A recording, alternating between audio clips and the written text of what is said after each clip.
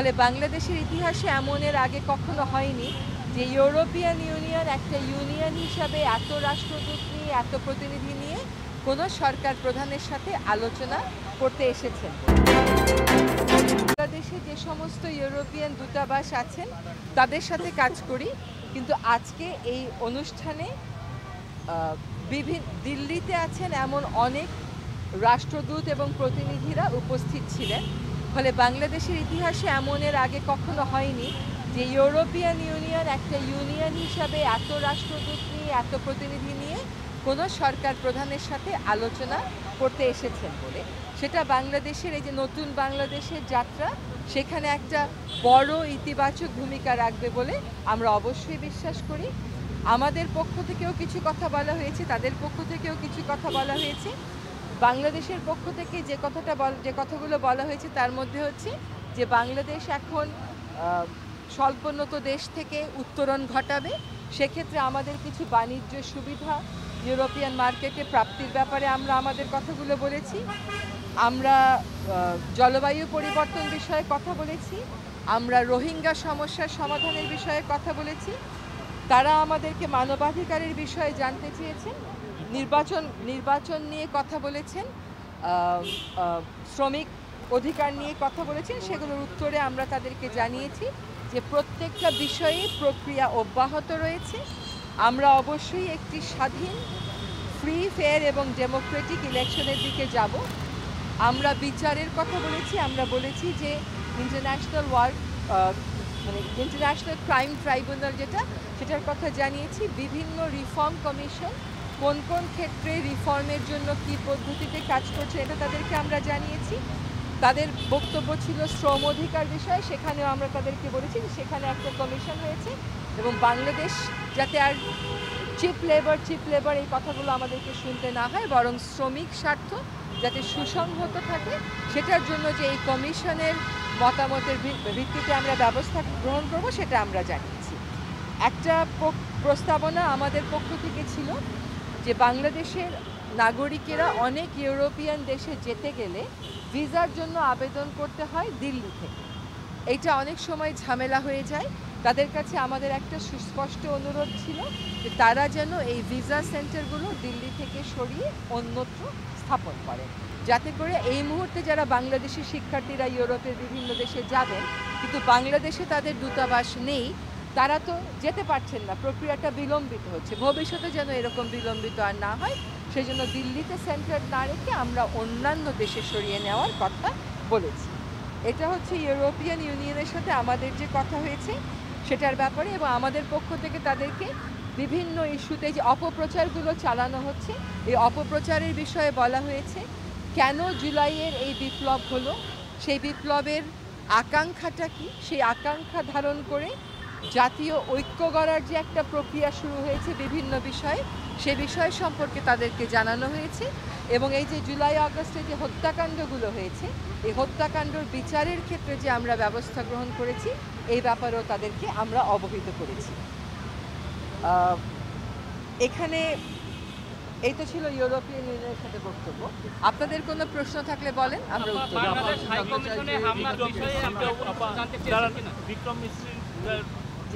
আপনাদের ইউরোপিয়ানটা শুরু হলে তারপরে আমরা বলি। ইউরোপিয়ানের ব্যাপারে আপনাদের কোনো প্রশ্ন থাকলে শুরু করেন। আমরা ভারতীয় সচিবের সাথে যে প্রধান উপদেষ্টার বৈঠক হয়েছে সেখানে আমাদের পক্ষ থেকে এবং তাদের পক্ষ থেকে বারবার তারা বলেছে যে তারা বাংলাদেশের সাথে দ্বিপাক্ষিক যে সম্পর্ক এটা এগিয়ে নিতে এবং আরও জোরদার করতে আগ্রহী।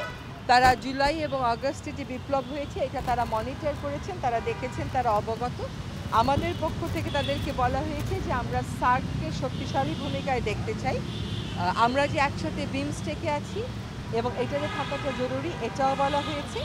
আমাদের পক্ষ থেকে বিভিন্ন প্রোপাগান্ডা যেগুলো চালানো হয়েছে সেটার ব্যাপারে উদ্বেগ চালানো হয়েছে এবং হচ্ছে, সেটার ব্যাপারে উদ্বেগ জানানো হয়েছে। এবং আমাদের ক্ষমতাচ্যুত প্রধানমন্ত্রী যিনি ওখানে আশ্রয় নিয়েছেন কিন্তু সেখান থেকে কথাবার্তা বলছেন এবং বিভিন্ন কথাবার্তা বলার মাধ্যমে এক ধরনের উত্তেজনা তৈরি করার চেষ্টা করা হচ্ছে সেটার ব্যাপারে উদ্বেগ খুব স্পষ্ট করে আমাদের পক্ষ থেকে তাদেরকে জানিয়ে দেওয়া হয়েছে।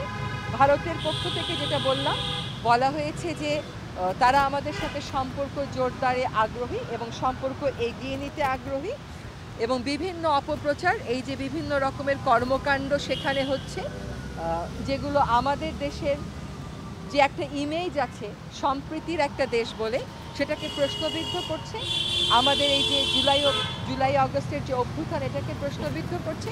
এগুলোর ব্যাপারে তাদের বক্তব্য হচ্ছে যে এইগুলোর ক্ষেত্রে ভারতীয় সরকার কোনোভাবেই দায়ী না এবং সরকার আসলে এগুলো করছেও না, এগুলো ওনও করছে না। এগুলো হচ্ছে এটা হচ্ছে মিডিয়ার বা বিভিন্ন সংগঠনের পক্ষ থেকে করা হচ্ছে। আরেকটা আমাদের পক্ষ থেকে বলা হয়েছে যে এখন ভিসা দেওয়াটা যেহেতু কমিয়ে রাখা হয়েছে এটা অনেক অসুবিধার সৃষ্টি করছে, তাদের পক্ষ থেকে আমাদেরকে প্রতিশ্রুতি দেওয়া হয়েছে যে ভিসা বাড়ানোর তারা উদ্যোগ গ্রহণ করবে। এবার এনি কোশ্চেন নাম করে বলবেন। আমার নাম কাউসার আলম, আমি নয়াদিগন্তে আছি। আমার একটু জানার বিষয়, বাংলাদেশের হাই কমিশনে যে ওখানে আক্রমণ হলো এই বিষয়টা ওখানে উঠেছিল কিনা আপনারা জানতে চাচ্ছেন কিনা, যে কারা আক্রমণ করেছে বা প্রতিকার চেয়েছেন কিনা। আর একটা হচ্ছে যে সাবেক প্রধানমন্ত্রী শেখ হাসিনাকে ফিরিয়ে আনার ব্যাপারে আপনারা কোনো কথা বলেছেন? আমরা তাদেরকে আমাদের হাই কমিশনে যে সহিংস আক্রমণটা হয়েছে এটার ব্যাপারে আগেই প্রতিবাদ জানিয়েছি, আগেই তারা সেই ব্যাপারে দুঃখ প্রকাশ করেছেন। আজকে যেহেতু তারা সম্পর্ক এগিয়ে নিয়ে যাওয়ার এবং জোরদার করার কথা বলছেন এই অন্তর্বর্তীকালীন সরকারের সাথে, কাজেই আমরা ধরে নেব যে সে ব্যাপারে তাদের যে দুঃখ প্রকাশ সেটা তারা সেই অবস্থান থেকে একই অবস্থানে আছেন। সুতরাং নতুন করে আর এই কথাটা বলা হয়নি, কিন্তু বারবার যে প্রপাগান্ডাগুলো হচ্ছে, যে প্রপাগান্ডাগুলো একেবারেই সঠিক না, যে প্রপাগান্ডাগুলো বাংলাদেশের ইমেজের জন্য ক্ষতিকারক, সেগুলোর ব্যাপারে আমরা আমাদের স্পষ্ট অবস্থান জানিয়েছি এবং সেখানে তাদের বক্তব্য হচ্ছে যে এগুলো সরকার অন্য করে না, সরকার এগুলোর সাথে মোটেও জড়িত না।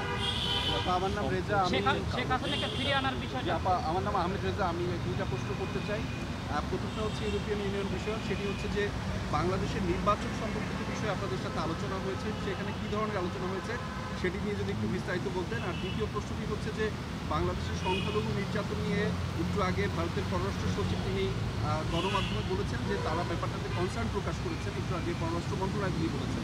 সেই বিষয়টা নিয়ে কী ধরনের আলোচনা হয়েছে যে আসলে তো এই বিষয়গুলো ঘটছে না, এই প্রোপাগান্ডাগুলোর জবাব আপনারা কেমনভাবে দিয়েছেন? শেষ প্রশ্নটা আগে নেই। এই প্রপাগান্ডাগুলোর জবাব আমরা লিখিত মৌখিক বহুভাবেই বলেছি যে যতগুলো ঘটনা ঘটেছে সেগুলোকে সাম্প্রদায়িক দেখানোর সুযোগ খুবই কম। সেগুলো হচ্ছে কখনো কখনো ব্যক্তিগত বিরোধ, বেশিরভাগ ক্ষেত্রেই হচ্ছে রাজনৈতিক বিরোধ। এবং আমাদেরও স্পষ্ট অবস্থান হচ্ছে যে বাংলাদেশ সরকার না এটার অংশ, না এটা কোনোভাবে বরদাস্ত করছে। যেখানে যেখানে এরকম অভিযোগ এসছে, যাদের বিরুদ্ধে অভিযোগ তাদের বিরুদ্ধে আইনগত প্রক্রিয়া গ্রহণ করা হয়েছে। এবং এই প্রেক্ষিতে ভারতীয় যিনি সচিব তার পক্ষ থেকে বলা হয়েছে যে বিভিন্ন কারণে যে আমাদের সম্পর্কের মধ্যে একটা মেঘ এসছে, এই মেঘটা দূর করতে হবে এবং এই মেঘটা আমরাও বলেছি দূর করতে হবে, তারাও বলেছেন দূর করতে হবে। এবং আমরা একই সাথে তারা এবং আমরা একমত হয়েছি যে আমাদের পারস্পরিক স্বার্থ সংশ্লিষ্ট আরও অনেক বিষয় আছে, যেমন জলবায়ু পরিবর্তন, সেগুলো আমাদের একসাথে কাজ করার অনেক সুযোগ রয়েছে। এবার নির্বাচনের প্রশ্নে আমরা স্পষ্ট অবস্থান বলেছি যে আমাদের নির্বাচন অবশ্যই ফ্রি হবে, আমাদের নির্বাচন অবশ্যই ফেয়ার হবে এবং একটা গণতান্ত্রিক দেশের দিকে যাত্রা শুরু করার জন্য বর্তমান সরকার বদ্ধপরিকর। এই বিষয়ে সকলেই আমাদের পাশে থাকবেন, আমাদেরকে সহায়তা করবেন এবং একসাথে কাজ করে যাবেন বলে তাদের প্রতিশ্রুতি ব্যক্ত করেছেন।